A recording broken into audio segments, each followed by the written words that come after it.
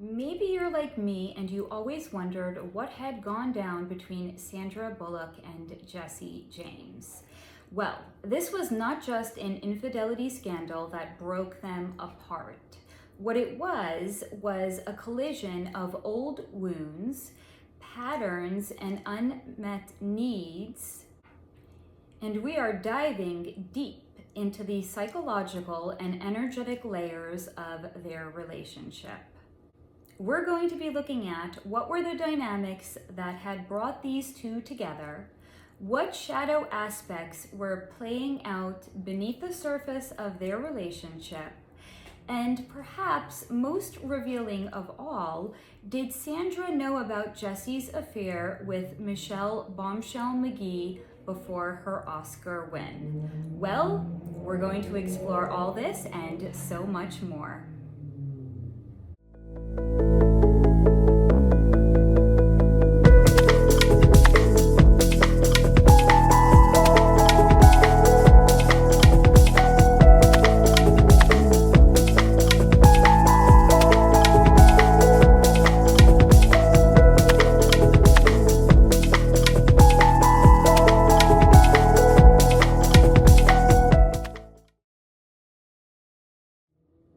Welcome back to the channel, guys. I'm Faye, and I am a psychic, an intuitive, and an energy reader. And this is Solar Flow, a channel where we peel back the veil and explore the soul, spiritual, energetic elements that are comprising celebrity status, celebrity relationships, and true crime as a whole. So if that sounds like your vibe, I invite you to subscribe. Now, before we get into the energy reading on Sandra and Jessie in exploring their individual and unique energetic blueprints, as well as the relational dynamics between the two of them, we're first going to begin by exploring some information that was acquired about them off of both of their respective Wikipedia pages, as well as the internet at large, where I had looked into their previous relationships because it definitely will come into play. So here we go.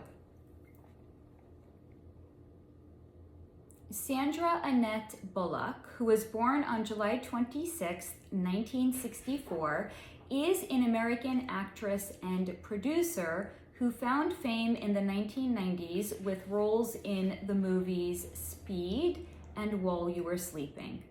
Her career includes critically acclaimed films like Miss Congeniality and Crash. For her role as Leanne Toohey in The Blind Side, she won an Academy Award, a Golden Globe Award, as well as the Screen Actors Guild Award. In both 2010 and 2014, she was the highest paid actress. She has to date an estimated net worth of $250 million. Now, her previous past relationships include Tate Donovan from 1990 until 1994, Troy Aikman in 1995, Matthew McConaughey, which was a fomance, from 1996 until 1998, Bob Schneider from 1999 until 2001, Ryan Gosling, which was another fomance. They, in fact, are real friends, but it was not a real romance. That was from 2002 until 2003. And then she was with the aforementioned Jessie James from 2003 until 2010. They were married from 2005 until 2010. And after Jessie James, she was in a relationship with somebody by the name of Brian Randall from 2015 until 2023, when he had crossed out of his body. Now, let's look a little bit into Jessie James. Jessie Gregory James, who was born on April 19th, 1969, is an American entrepreneur, mechanic, and TV personality. He is known for hosting the Discovery Channel's show Monster Garage and Motorcycle Mania. To date, he has been married 5 times and he has 4 kids. Now, his other relationships include being married to Carla James, a woman in which he had 2 kids with from 1991 until 2002. He then moved on to a relationship with a stripper and an adult actress by the name of Janine Lindemulder from 2002 until 2004, and he had 1 daughter with her. Now I want you to notice, before we even go any further, he ended a long-term relationship in 2002, and then he quickly started a relationship with Janine Lindemulder also in 2002. Then he had met and began a relationship with Sandra Bullock in 2003. Their relationship ended in 2010, and he then was in an on and off relationship with tattoo artist Kat Von D from 2010 through September 2011. So again, nary any room between the ending of one relationship and the beginning of a new one. Now, his relationship with Kat Von D included an engagement, but it ended for good when Kat had shared that Jessie had cheated on her with multiple women, which is something he had also done when he was married to Sandra Bullock. Now, after ending his relationship with Kat Von D, he was engaged to a professional drag racer by the name of Alexis D. Horia. That was in 2012, and they married in 2013, and then they had separated in 2020. Nary 1 year later, in 2021, he began a relationship with another former porn star, this time a woman by the name of Bonnie Rotten. They married in 2022. They had a son together. They filed for divorce in 2024, though they later reconciled and dismissed the divorce proceedings, despite both of them filing for a restraining order against the other one and both of them claiming abuse. Jessie has an estimated net worth of $50 million. Now, however, because this is a video primarily about Sandra Bullock and Jessie James, although yes, their former relationships and their accumulation of wounds are definitely going to play a part in it, just going to remind you again, Sandra Bullock and Jessie James had met in 2003. They had married in 2005, and they divorced in 2010. Now that concludes the 3D information share on Sandra Bullock and Jessie James, and we will now commence the psychic energy reading into them. So the format of this video is where we're going to first begin looking into the energy of Sandra Bullock. Then we're going to look into the energy of Jessie James. Then we're going to look into the relational dynamics of them as a whole. Then we're going to do one hell of a deep dive into the psychology and wounds of both of them. So here we go. Psychic energy read into Sandra Bullock. As soon as I had connected to Sandra Bullock's energy, it was shown to me that all she ever really wanted was to be accepted. Call it a wound, call it whatever we want, but that feeling was something that was always missing in her life. As in, feeling like she belonged somewhere, and feeling as if she was accepted. And her energy had shared with me that she felt constantly like an imposter. It didn't matter where. So it was in her school, it was in her family, and it was in her life as a whole. If you don't fit in, or you don't feel like you fit in, maybe it's in fact because you're not meant to fit in at all, but you're rather meant to stand out. may be in fact meant to stand way out. So that's what Sandra aimed to do. She wanted to stand out in her life, not by being ordinary and by fitting in with the people in her small town, but rather by fitting in with the cool kids. And who were the cool kids to her? That's Hollywood, baby. The other actors, the actresses, and the directors. And it was also shown to me that while she did not necessarily aim to be accepted by the audience, it was by Hollywood at large. Because if the so-called important people accepted her, then surely she had made it. However, soon enough, Sandra had realized that not fitting in at home did not mean that one was in fact special or meant for greatness. She acknowledged she was pretty-ish. She is and always was funny, but she wasn't winning anyone over at the castings with her witty personality because that's not what she was there for. She wasn't there to be herself and to win the casting agents over by being herself.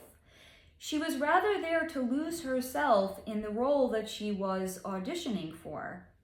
So it was hard for her, harder in fact than she wanted to admit, because without being cast, she wasn't getting the acceptance that she truly craved.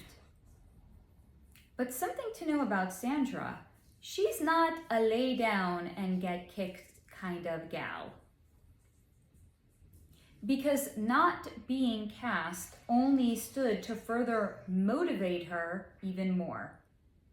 But despite Sandra's intense motivation to be cast, she just wasn't pretty enough to be cast as the bombshell in movies.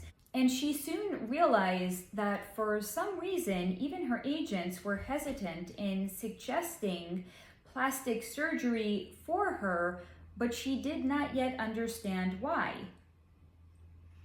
But she had shared with me that she had seen the way that they would look at each other, and as if there was some sort of an unspoken conversation passing back and forth between them that just was not shared verbally with her. Not yet anyway, but it turns out that it wasn't something that needed to be shared with her because Sandra shared with me that she got savvy pretty fast.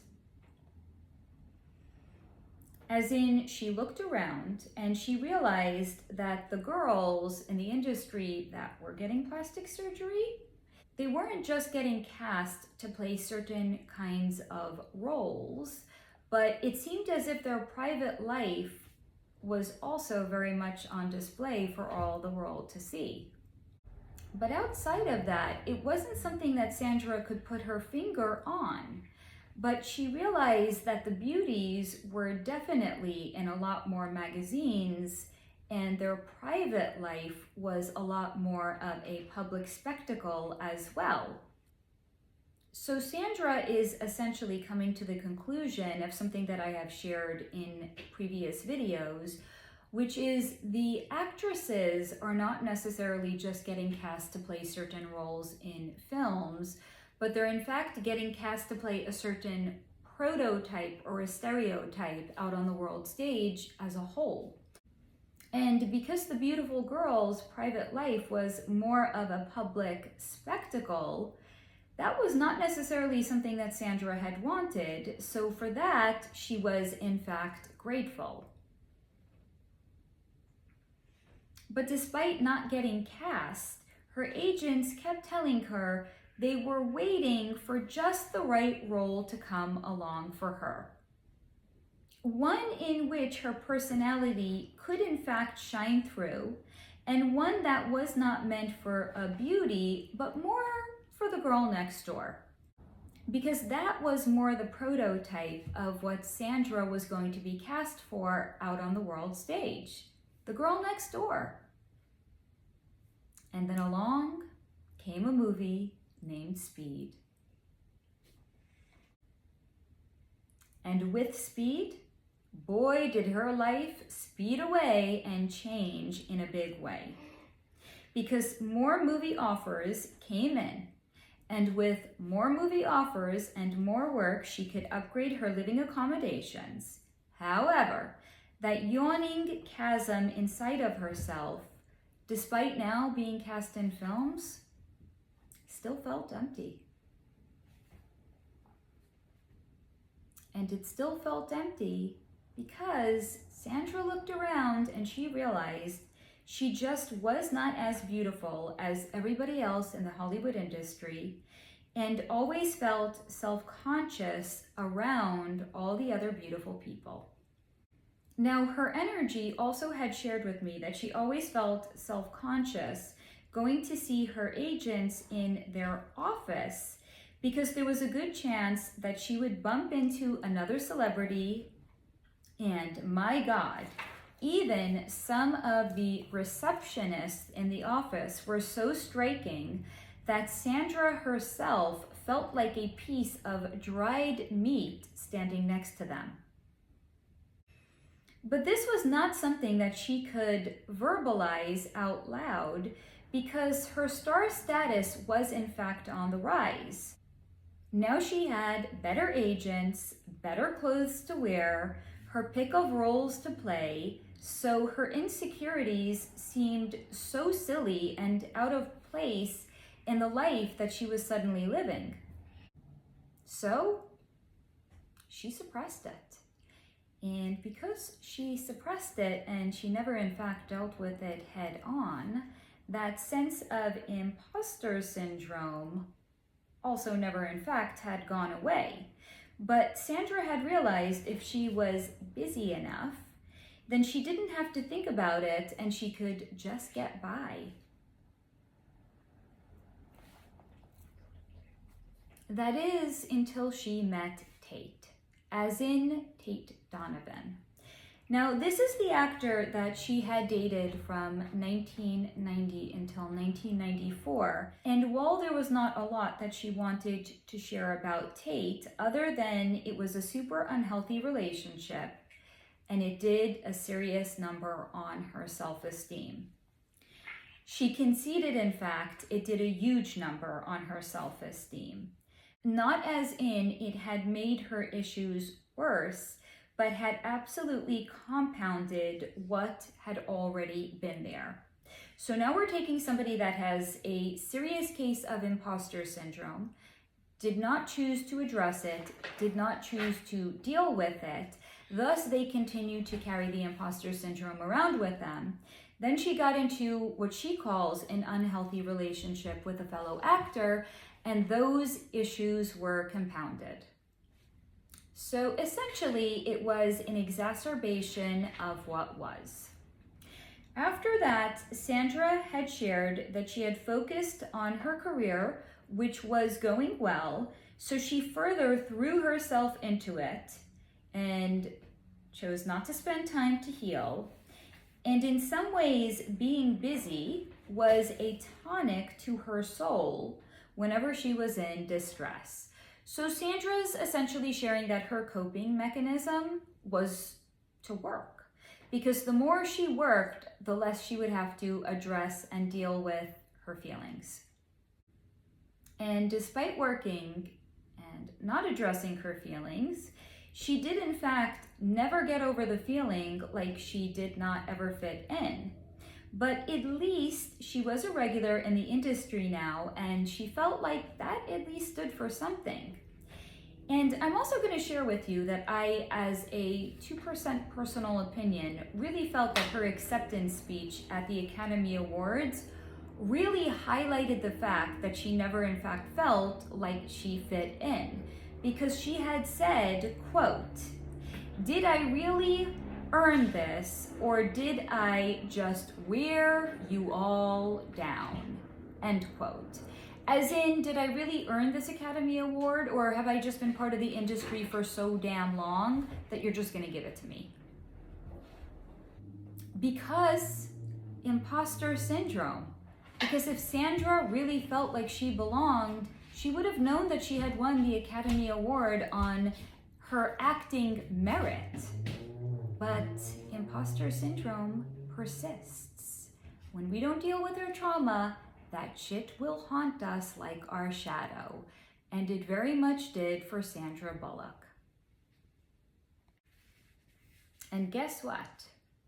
Carrying imposter syndrome around with her and not addressing her hurts and her feelings had made her a direct vibrational match for a true imposter and outsider in the Hollywood industry, Jessie James.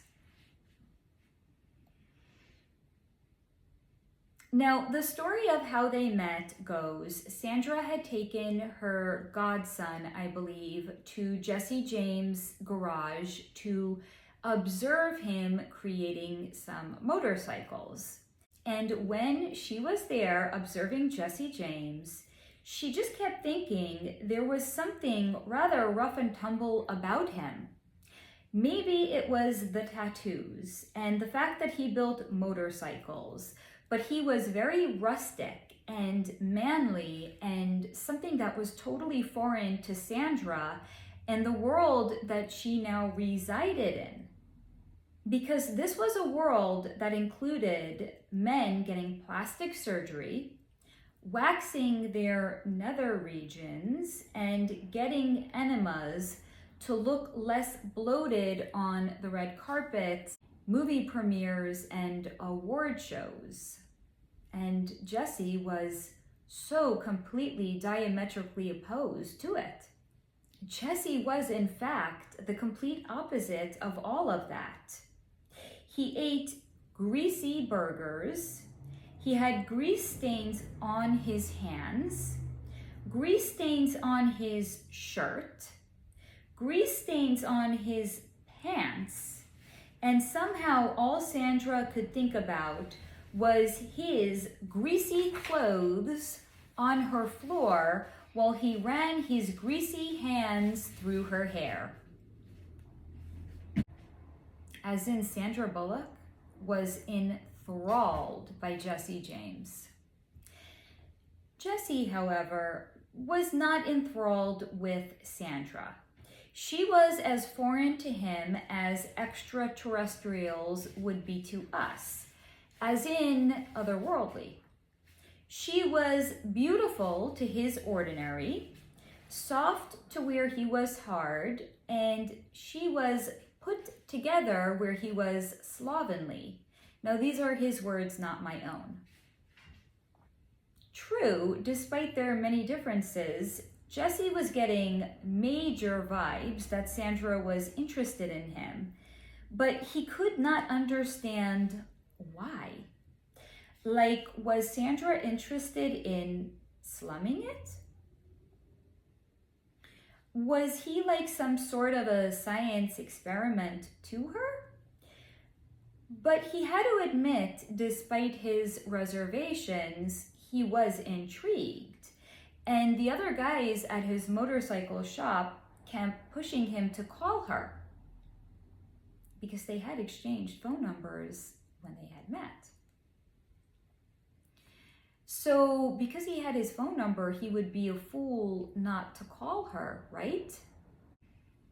So he reasoned because Sandra had given her phone number to him, that must have meant that it was okay for him to call.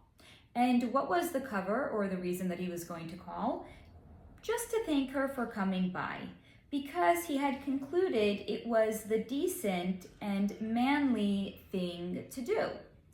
So he had called her and he was absolutely fucking floored that she answered the phone.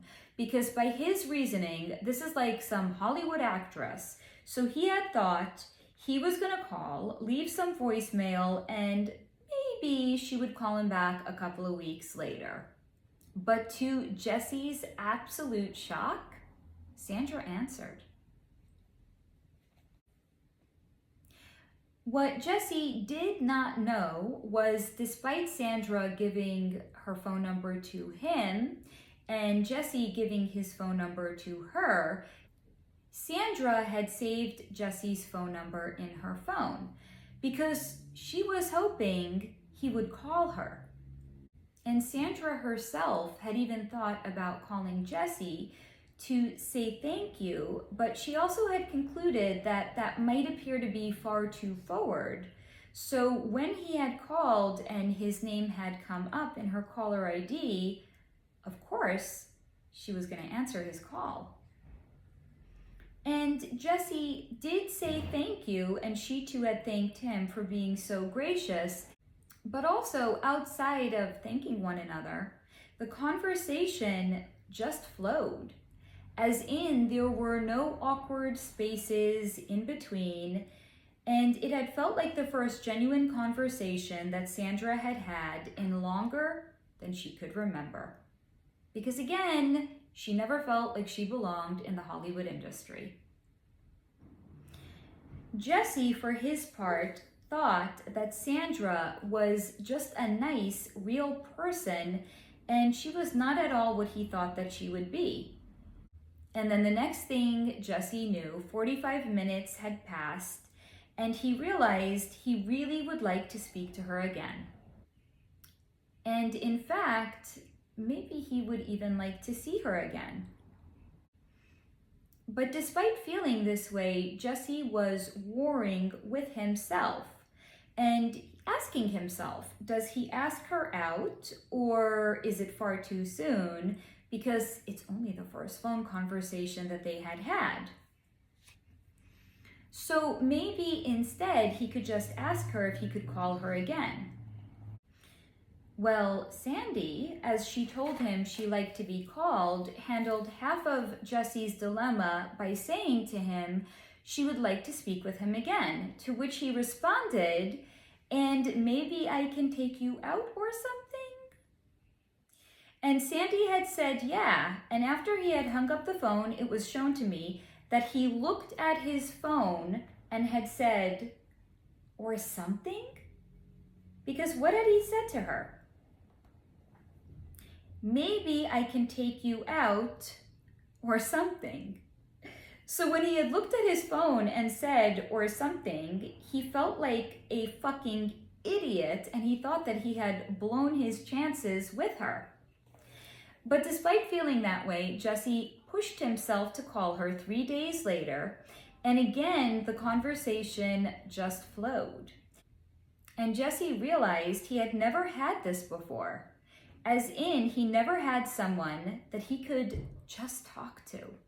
And he had certainly never had this before with a girl. Because from Jessie's point of view, girls were for fucking or for mothering. But talking to? Like this? Like he had spoken to Sandy? Never. And she was hot to boot.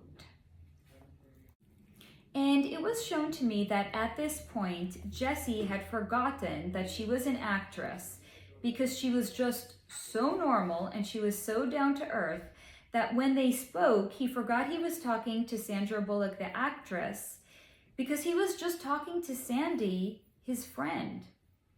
And they had talked about his kids, and what really stood out to Jessie was just how interested in them she was. She was interested in the ages of his kids, what they were like, and what they were into. And she was just so unlike the other girls without kids, because the other girls that he had gone out with that did not have kids barely cared that he had kids. Outside of him having kids and how that would interfere with their ability to spend time together. But Sandra, she wasn't just cool with it. She was really down with it. So it was at this point that it was shown to me that Jessie had built up enough nerves to ask Sandra out. And they had agreed to meet the following week. Now, it was also shown to me that because Sandra spent more time in LA and was more familiar with it, because Jessie's motorcycle shop is in Orange County, which is a southern county outside of Los Angeles, she had chosen the place that they would meet, and it was a nice, small, cozy place with a private outdoor seating area, which they wouldn't be seen, and Jessie had concluded it was perfect. They had talked, they had ate, and by the end of lunch, Jessie could think of nothing else other than fucking Sandy. Again, his words. Sandy, too, as we know from their first meeting, was already attracted to Jessie. But despite spending more and more time together with him and the attraction further growing, it was shown to me that she had made him wait 3 weeks before bedding him, as in having sex. But after the time that they did, their relationship really had picked up. And while it was shown to me that Sandra had fallen in love with Jessie, Jessie, for his part, had more fallen in love with the idea of Sandy, but not as in had actually fallen in love with her, the person, but more the idea of the person. Because she was easy to talk to, she was cool about his kids, and she was hot. So Jesse's sharing what his values are. And Jesse's sharing, he's kind of a shallow man. What's important to him? She was easy to talk to. She was cool about the fact that he had kids, and she was hot. People always will tell on themselves and what they value, just as Jessie has here. And now, despite Jessie being shallow, he also had shared with me that Sandy was unlike the other woman that he had been involved with, and he liked this, but not because it made him feel special, but in fact, because it kept him on his toes. It was kind of like an exercise in seeing how uncomfortable he could be before needing a reprieve from that uncomfortability. So kind of in a weird way, it was like pushing himself to see how long he could hold his breath underwater before needing to go up for air. Another way of looking at it is how much punishment could Jessie self-inflict upon himself. Wow, thank you, universe, for that punctuation. And why, you may be wondering, did Jessie James feel the need to explore how much punishment he could take upon himself? Well, this is because Jessie James had serious self-worth issues. And guess what? Those self-worth issues made him a direct vibrational match for Sandra Bullock, who also had self-worth issues. So both Jessie and Sandra were unconsciously drawn to one another because of it. And they also had used one another to hide their self-worth issues and their insecurities behind one another. For Jessie, it was, look how worthy I must be for this Hollywood actress to want to be with me. But without doing the deep internal work of actually working on himself, Sandra was nothing more than a beautiful band-aid for Jessie to hide behind. For Sandra, it was, I'm an outcast in Hollywood anyway, and since I'll never fully be accepted or fit in here, I might as well marry a biker dude. I'm different. So I may as well really be different. So Jessie was Sandra's fuck you to the industry that she never totally felt a part of or that she was accepted by anyway. It was her way of holding herself apart, but now it wasn't because she was in fact not fully accepted and ingrained in the industry, but it was because of virtue of who she had chosen to marry. So this was Sandra's way of casting off the true uncomfortable feelings she had and then instead giving them to Jessie. but she was unconscious of it, and Jessie was completely unaware of it. Now, it was shown to me that they did not have a long honeymoon period after the time that they had gotten married, because Jessie was embroiled in a custody dispute with his ex-wife, the porn star by the name of Janine Lindemulder, of who he had had a young daughter with. So when Jessie had received full custody of their daughter, well then, by extension, Sandra Bullock did as well. Now, Jesse James, on his part, he already felt like a fraud in Sandra Bullock's life. Kind of like a kid pretending to be injured in school so they can get out of going to class. But then they need evidence for the reason that they're not in class, so they're rocking a Band-Aid, but it's a Band-Aid with no boo-boo underneath. So essentially, the boo-boo is a fraud, and the Band-Aid just covers up the fraud. So Sandra was essentially the Band-Aid to Jesse's wound. Because first, as I had shared with you, he had deep-seated self-worth issues. Then on top of that, he felt like a fraud living in Sandra Bullock's life. But because he was in denial or unaware of this, so Sandra was the Band-Aid of a real energetic wound that Jesse had underneath.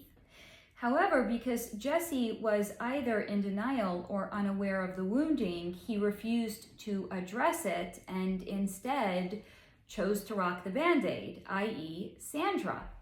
Now, as I had shared earlier, Jesse in fact had real self-worth issues. Now we're going to compound that because he felt like a fraud in Hollywood and he felt like a fraud in his new wife's life. Then on top of that, Sandra had taken on stepmother responsibilities without complaint. And that had further wounded Jesse by seeing just how competent Sandy was at mothering a child that wasn't in fact even hers, because the child's actual mother was incompetent. And it crushed Jesse.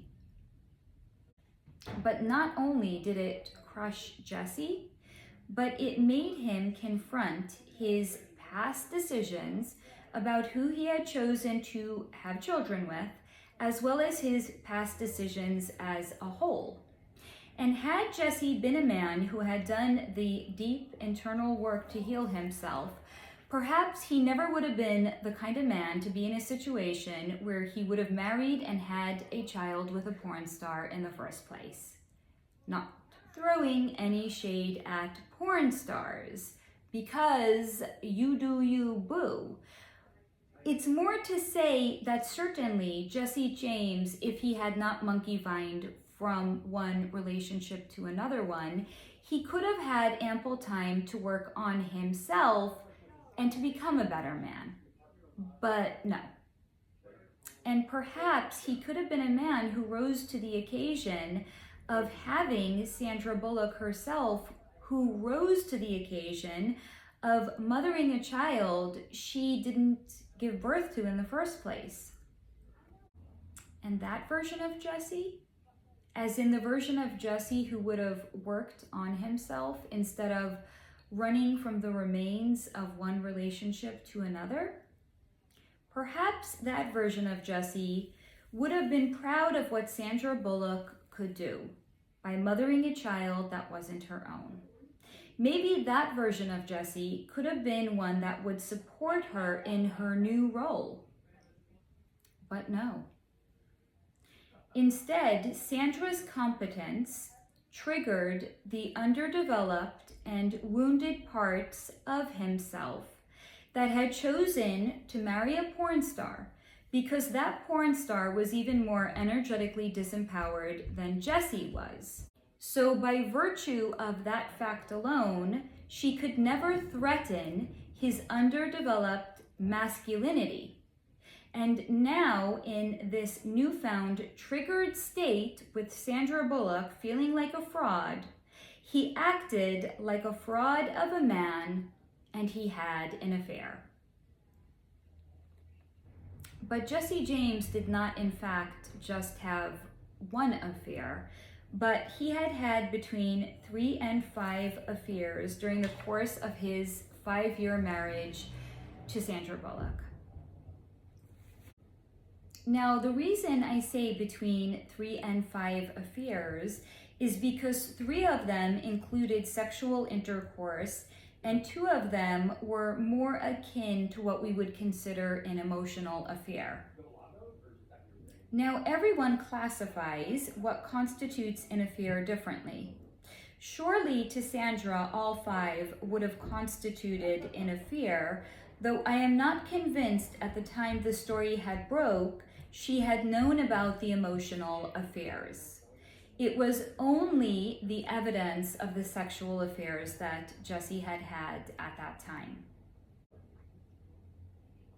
But the straw that broke the camel's back, so to say, was the affair with a woman by the name of Michelle, nicknamed Bombshell McGee, a heavily tattooed woman. Now, the official story was that in the days after Sandra Bullock had won her Academy Award in 2009, she had received a call from her publicist that a story was about to break about her husband having an affair. However, that is not the actual case. Now, maybe you're like me and you recall watching the Academy Awards and feeling as if your spidey senses had been activated. So for me, it was watching the Academy Awards, watching her acceptance speech, and noticing she didn't actually refer to Jessie James by name. Then, when looking at the media coverage thereafter and looking at photos from the Academy Awards, I had also noticed that Sandra's body language appeared to have been off. As in, she was holding her Academy Award, she was standing next to Jessie James, and while they were standing close to each other, her hips were actually pulled away from Jessie, which I found to be unusual. Because ostensibly, if people love each other and they're in a sexual relationship, when you see them posing together, their privates are close to each other. But Sandra's, not so. Her tailbone was pulled away, thus her pelvis was not touching Jessie James, and I also found that to be rather unusual.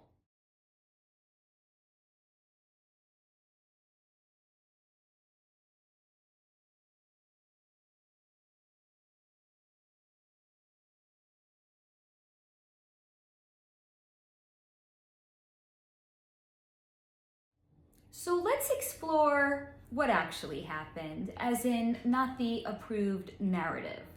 So what actually happened is, about 2 weeks prior to the Academy Awards, Sandra's publicist had found out that a media publication was ready to go to print and release a story that Sandra Bullock's husband was having an affair.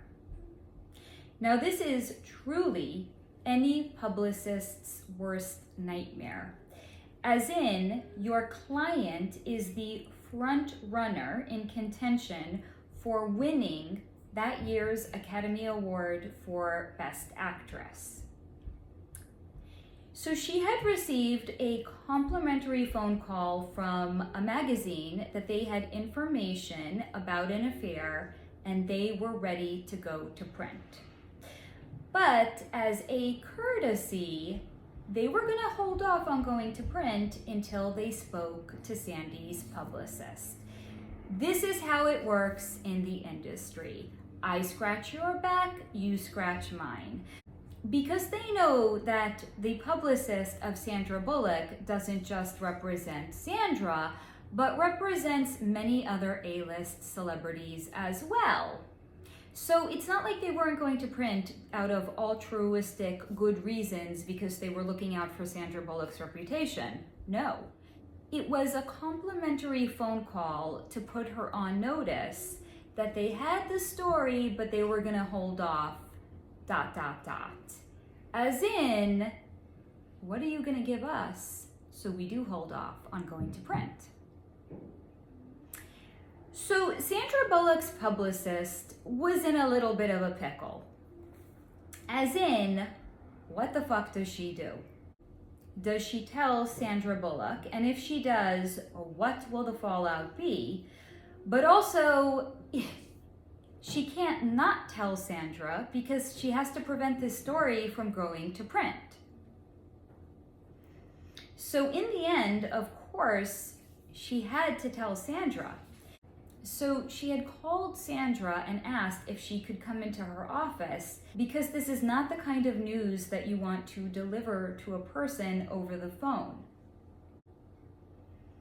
However, Sandra had told her it just was not possible at the moment. She had a ton of shit to do prior to the Academy Awards. She had gown fittings, hair and makeup consultations. She was meeting with her team about various different things. So she had told her publicist perhaps she could stop by later in the week. However, this just would not do. So Sandy's publicist had asked her, where was she? Was she home? She was. Okay. Sandra, I have something to share with you. Please sit down. Now, it was shown to me that Sandra's publicist had broken the news to her gently, but matter-of-factly. And she had counseled Sandra to do whatever it is that she could do, so that way she could assure she would show up on the red carpet together with Jessie. Because if you're the publicist and you're trying to prevent a story from breaking the internet, surely if Sandra Bullock would have showed up on the red carpet without Jessie, well, then it would have broken the internet nonetheless, because everyone would have been asking, where's Jessie? So she had counseled her, do whatever you need to do so that way you show up on the red carpet with Jessie. And she had told her, on her end, she would stop the story from going to print. And she did. So she had told the magazine that first broke the story that she was going to owe them one. And while that might not seem like it's extraordinary to you and me, guess what? A magazine having an IOU from an A-list Hollywood celebrity publicist actually is rather meaningful. As in, that IOU could go very far. Because again, that one celebrity publicist has more than one celebrity clientele. So having an IOU could then be parlayed and negotiated into, we didn't go to print on this one story, so we would like to get real exclusives. As in not the shit the rag mags make up, but real exclusives. We want to break a real exclusive story and have first dibs on it before any other publication gets it first. But we don't want it on just one of your clients. We want it on 3 other ones. So yes, an IOU from a celebrity publicist is in fact very beneficial to a rag mag. And this is how Sandra's publicist had gotten that rag mag not to go to print and not to break the story prior to the Academy Awards. So the crisis was averted on the PR end. However, the crisis was certainly not averted for Sandra Bullock at home, because it was shown to me that Sandra was fuming. No surprise there. And it was also shown to me that she had sat for a long time alone and she had felt utterly gutted. Devastated is not even a word that is strong enough to describe how Sandra Bullock had felt after finding out about Jessie's affair. She felt crushed, cast aside, unappreciated, unloved, alone, lost, and then done. One by one, these emotions crashed over her like waves crashing the shore and eroding more and more of the sand away. These emotions crashed over her and then culminated with her feeling done. As in, she was done and she had concluded she could not remain married to Jessie because the betrayal was bad enough, but she had also mothered his kid full time. And for that, he had cheated on her. And it was an affront. So remember earlier when I had said people will always tell you what they value? Here we're getting it from Sandra. Yes, it was a betrayal that he had cheated on her. But what stung her the most was actually the fact that she had taken on mothering duty of Jessie's child, and for that he had cheated on her. That was the real affront to her. Now, it was also shown to me that during the course of that day, Jessie had called her. She had not accepted any of his calls, and she had not responded to any of his texts either. And when he had come home, she was so calm that it was eerie. So you know, sometimes, like talking about spidey senses, you're around somebody and you know that something's wrong, but the way that they're acting doesn't line up with the way that you're feeling about the situation.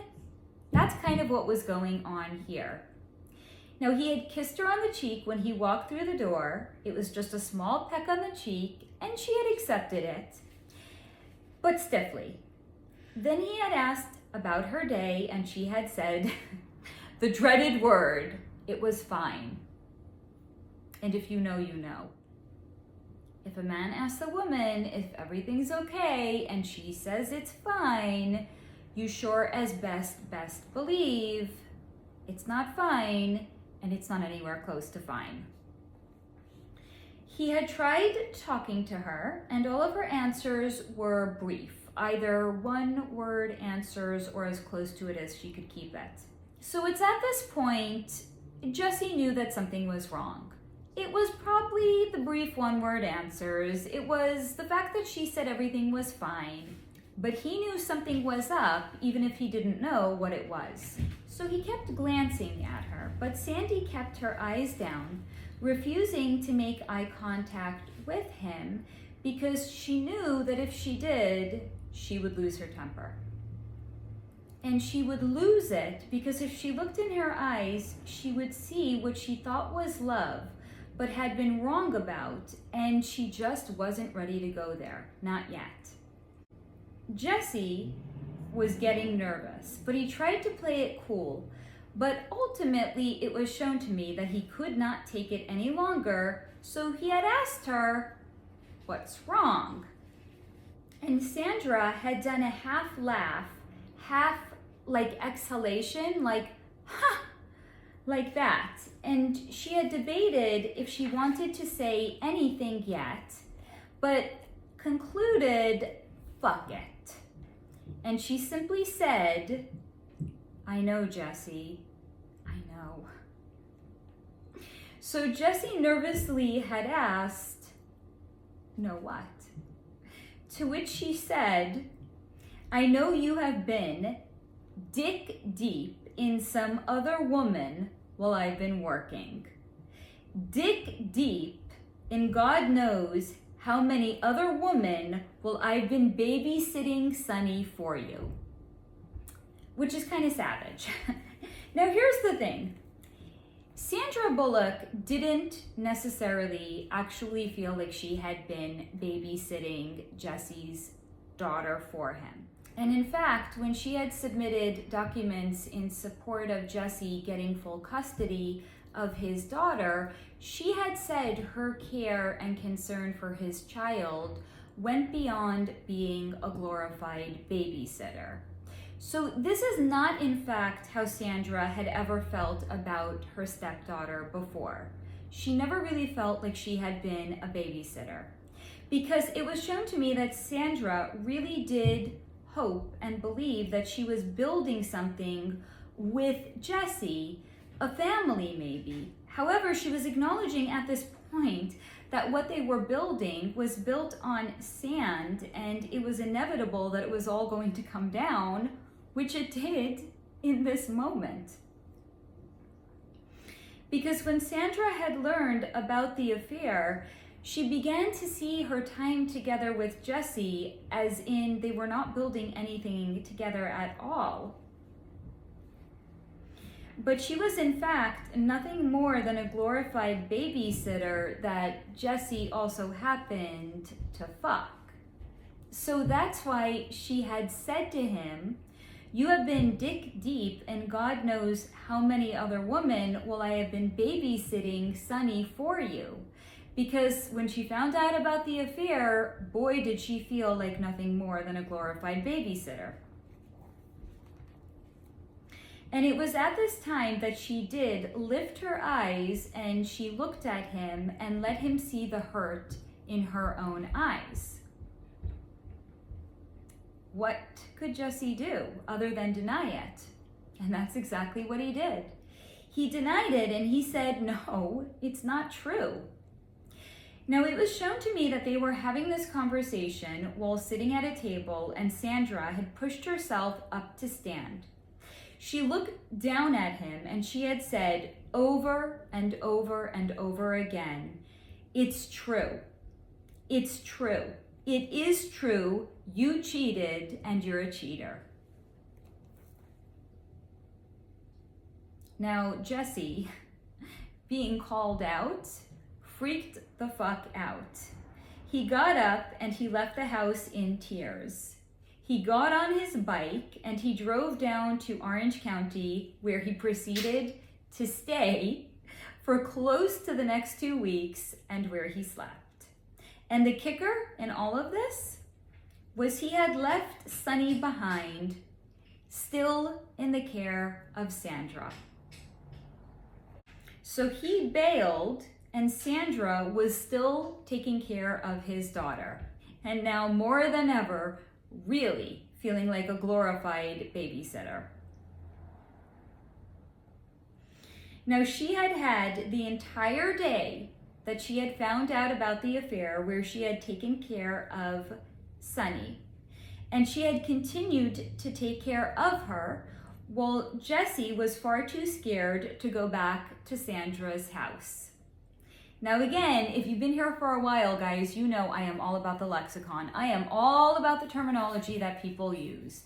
So it was shown to me that Jessie had referred to it not as his house with Sandra, but as in Sandra's house, further demonstrating the fact that he felt like an interloper in her life, and as in, he never really belonged there at all.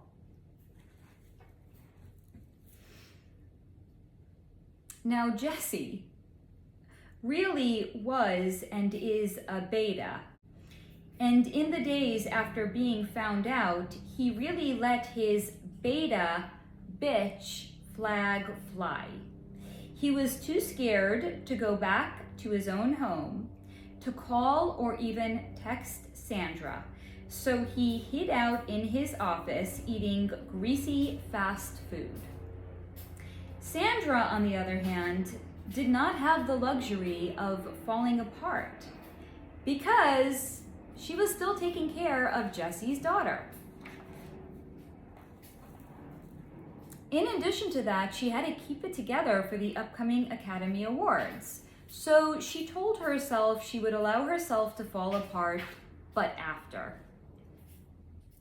So then you may be wondering, how did we get from Jessie hiding out in his office eating greasy fast food and Sandra taking care of his daughter and keeping it together, to them appearing on the red carpet together. Well, it was Sandra's publicist, who had already earned her some and then some, who once again had stepped in. But this time, instead of her receiving a phone call about the affair, she was the one to call the man who had the affair, and she had called Jessie.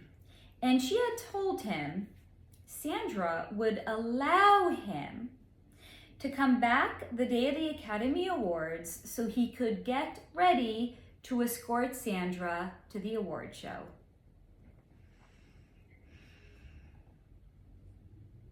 Now, Jessie, for his part, had shared with the publicist that he wanted to talk to Sandy beforehand. He wanted to smooth things over with her, to which he was told by the publicist, "You have done more than enough damage." So the least that he could do was escort Sandra, say nothing to the press, or say anything to Sandra about it. And the implications were clear. If you want to smooth things over, show up, play the part of a good, loving husband, and do not dream of not showing up or fucking this up for Sandy any more than he had already fucked things up already.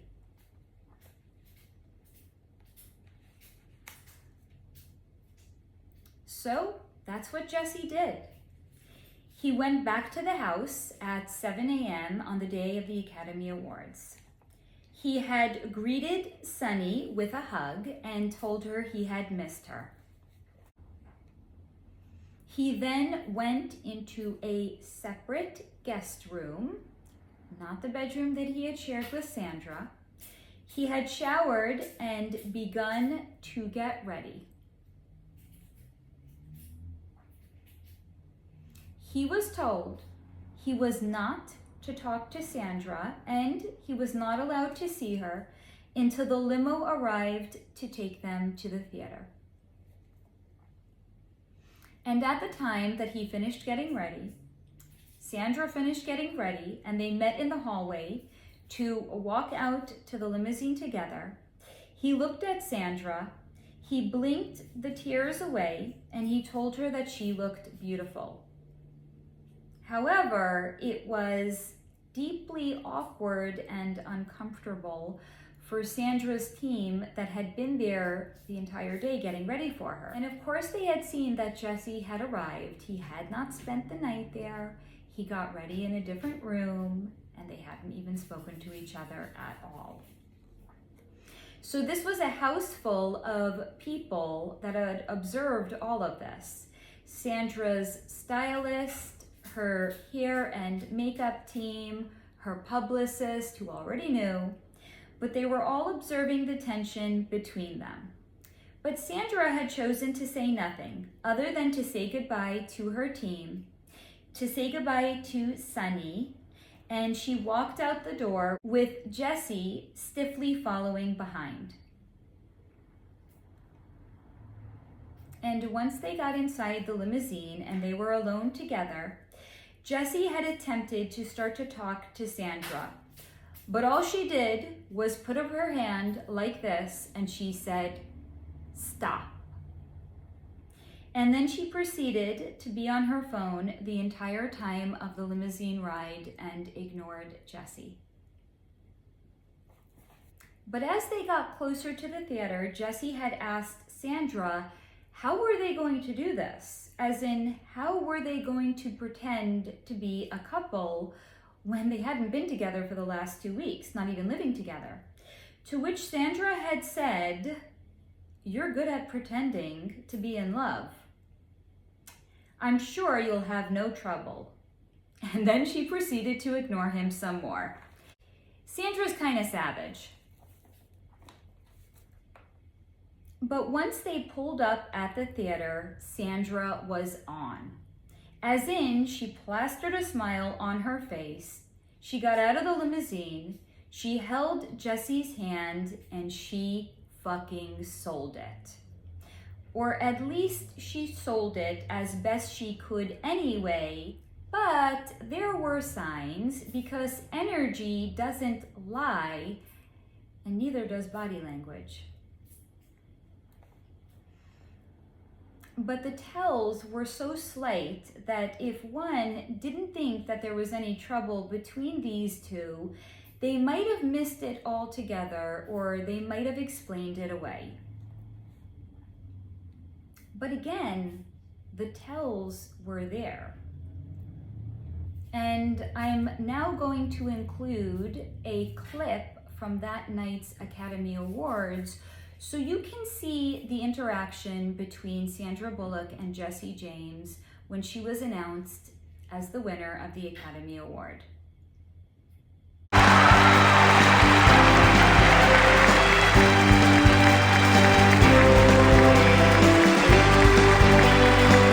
Did I really earn this, or did I just wear you all down? Gabby, I love you so much. You are exquisite. You are beyond words to me. Carrie, your grace and your elegance and your beauty and your talent makes me sick. Helen, I feel like we are family through family, and I don't have the words to express just what I think of you. And Meryl, you know what I think of you, and you're such a good kisser. So I would like to thank what this film was about for me, which are the moms that take care of the babies and the children no matter where they come from. Those moms and parents never get thanked. We are all deserving of love. So to that trailblazer who allowed me to have that and this, I thank you so much for this opportunity that I share with these extraordinary women and my lover, Meryl Streep. Thank you. So now that you've seen it, did you catch the tells? As in, namely, when Sandra was announced the winner, she clenched her jaw when Jessie was saying something to her. She did not hug him, but perhaps the biggest tell of all was that Sandy did not mention Jessie by name, but she had called him that. Because that's what Jessie had become to her. Not a him, a that. And she had even taken a subtle jab at Jessie, which was also apropos for the theme of the film in her acceptance speech by saying, quote, "The moms that take care of the babies and the children, no matter where they come from, and that those moms and parents never get thanked," end quote. Because again, Jessie James, using Sandra's own words, was dick deep in God knows how many other women while she was taking care of his daughter and certainly not getting thanked. And another notable thing was that she had spent more time thanking the other nominees that night than she even had Jessie. And again, I remind you, she did not refer to him by name, but only as that, because he was not a man to her. He was not even in it, but he was merely a that. And that reminds me of Bill Clinton's press conference when he had refuted claims that he had sexual relations with, quote, "that woman, Monica Lewinsky," end quote. Because referring to somebody as that, it's dismissive. And that's what Sandra had done. She had dismissed Jessie. Sure, she had to keep acting, and loosely for the rest of the night anyway, where they had gone to post-award show parties, and she had posed with photos for Jessie, where once again the body language did not lie. However, once they were back home, Sandra had gone to her bedroom, she had closed the door behind her, Jessie had gone to a spare bedroom, and that was that. Now, following the news of the story breaking, whether it was an accurate depiction of the timeline or not, once the news was out, Jessie did try to keep it together. He went to rehab, he had publicly apologized, but at that point, Sandy was done. And as strange as this may sound, I believe that had Sandy not been taking care of Jessie's daughter, there is a slightly smaller percentage that she would have stayed with him. Small, maybe even a 1% chance, but still there. But taking care of his daughter, an actual child, she could not reconcile the childish behavior of a grown man, an unhealed man, a broken man who, instead of working on himself, wrecks the love of those closest to him because trauma. And whether it's a big T, as in a big trauma, or a little t, as in a little trauma, whether a person chooses to speak about their trauma or not, there's signs. There's always signs. But the degree in which a person has confronted it, dealt with it, and healed with it always shows up in the world around them, and specifically in their relationships. And it certainly did for Jesse James as well, because I remind you, he monkey vines from one relationship to another, one marriage to another, leaving behind a trail of children growing up in a so-called broken home, a string of jilted lovers who he had cheated on and will probably continue to cheat on as well, because trauma. And trauma always leaves a sign behind. And for Jesse, those signs manifest in his relationships. Because Jesse has a predilection for what some might consider trashy women.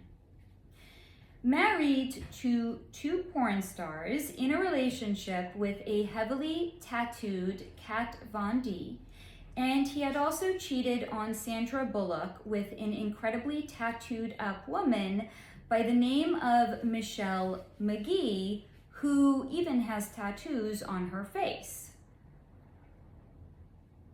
But now let's restate trashy women instead by referring to them as deeply wounded women. And how do we know that these were deeply wounded women? Well, just look at their life.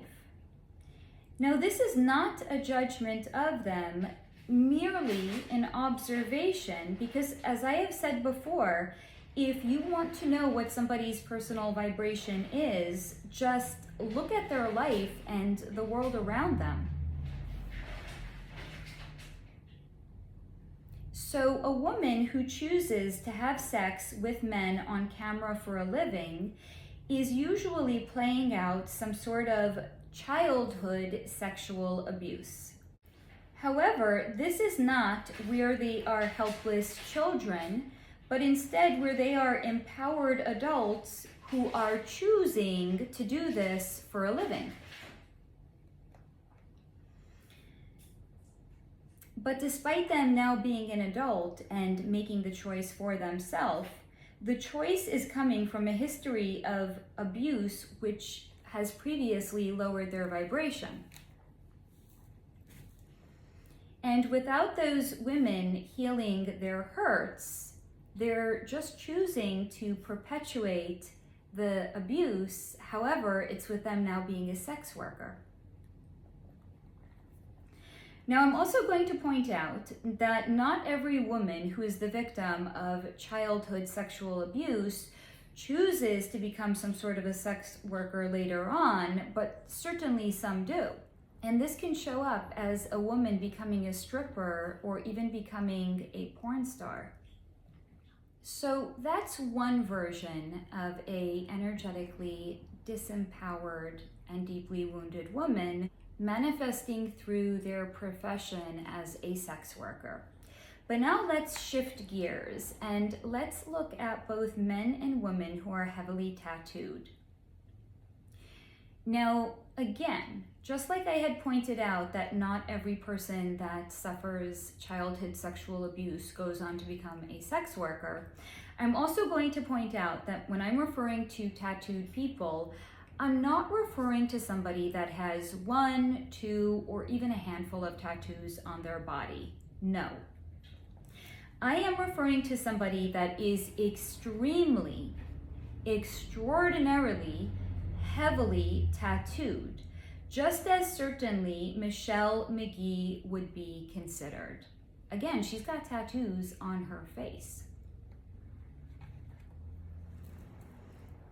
And while every tattoo has a story or something significant about it that it symbolizes to the person that they wish to share it or express it by adorning their body with it, the presence of very many tattoos doesn't just represent a story, it in fact represents trauma, and it is a form of cutting. It's an emotional release vis-a-vis the tattoo artist. It's essentially cutting by proxy. So Jessie's choice in women were not in fact trashy women at all, but were deeply wounded women. And why, you may be wondering, are deeply wounded women Jessie's type? And that's because, as I shared with you earlier, Jessie too is deeply wounded. And with these fellow wounded women, he felt at home. As in, they were a direct vibrational match for one another, because like attracts like. Now, you may be wondering, does that mean that opposites don't attract, or do opposites sometimes attract? Yes, absolutely they do. However, when opposites attract, that's more of a one-sided attraction where the wounded person is drawn to the healed person like a moth is drawn to a flame. And these dynamics usually involves some level of the wounded partner love bombing the healed person, because how else would a healed person lower their energy to be a direct vibrational match to be with the wounded person? So the love bombing is essentially misdirection, but it's not real. But like attracting like, that is real, and it's a reflection of vibrational compatibility. Now, this too is going to explain why Jessie had cheated on Sandra Bullock, an A-list Hollywood actress, with Michelle Bombshell McGee. Again, I'm not throwing shade at Michelle Bombshell McGee because she's just a wounded person. However, Jessie felt like a fraud with Sandra and in her life with other Hollywood A-listers. And in some ways, he was waiting to be found out as the fraud he felt he was. So he had cheated with a woman that was more of a confirmation of his own perceived status.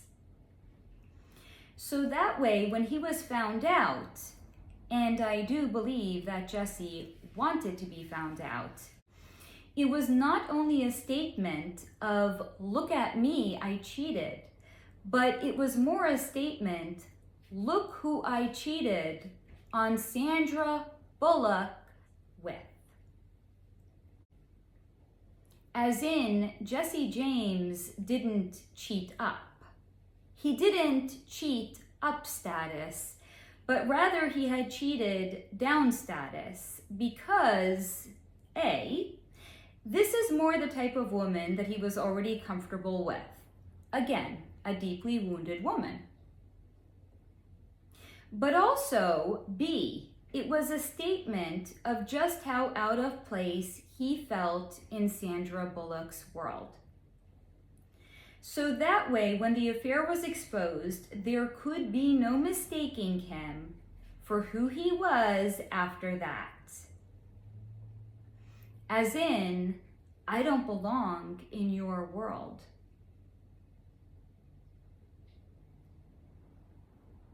It was an indication of the world that Jessie felt more comfortable in.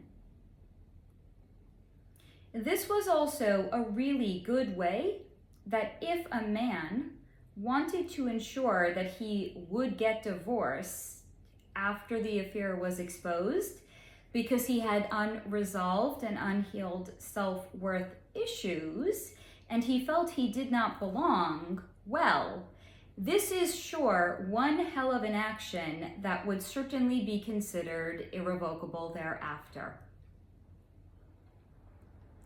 We all saw the photos of who he cheated with, and it was a public insult to Sandra.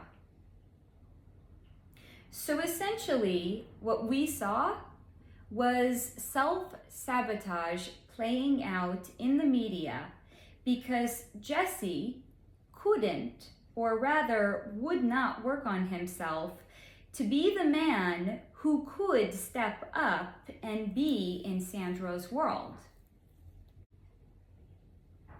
But he couldn't, or rather wouldn't, because we don't give passes on this channel. It's not that Jesse wasn't able to work on himself.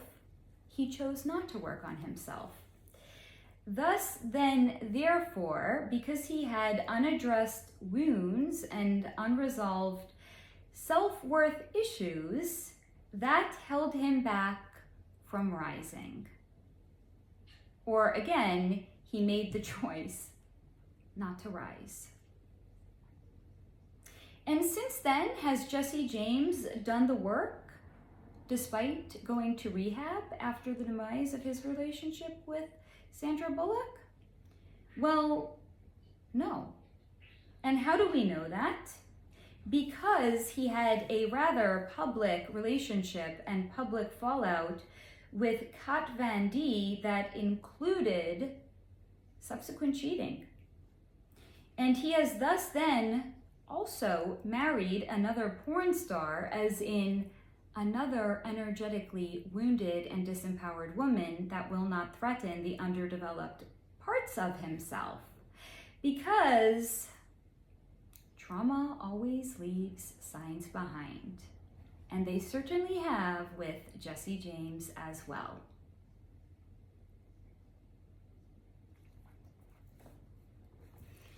So that concludes my energy reading into the relational dynamics between Jesse James and Sandra Bullock.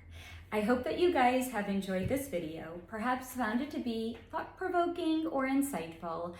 I remind you to please take what resonates, leave the rest behind, and this is your own reminder until next time to stay in that high vibration.